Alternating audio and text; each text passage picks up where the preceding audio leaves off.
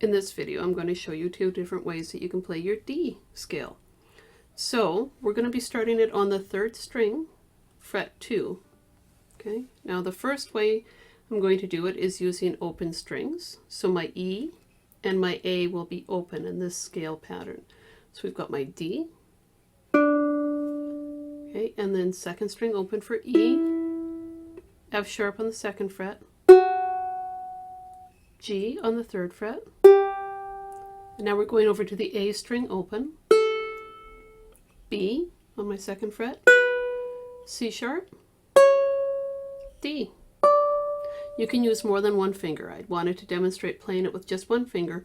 Also keep in mind that when I play, often in these videos I have these fingers pulled out of the way, and that's just so you can clearly see what I'm doing. Okay, now I'm going to do it again, but I'm going to use more than one finger. Okay, so we've got the D. Next string is going to be E, F sharp, and then look, I used my middle finger for my G. Next string is A, first finger on B there on the 2nd fret, ring finger on 4th fret for C sharp, baby finger for D. That can be a heck of a stretch. You don't have to do that. You can also do this if you need to.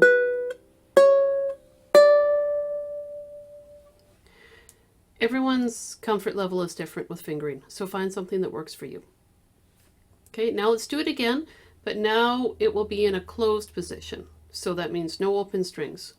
So we're going to take the E here on the 4th fret of string 3 rather than open. And the A is going to be on the 5th fret of string 2 rather than open. Okay, let's do it.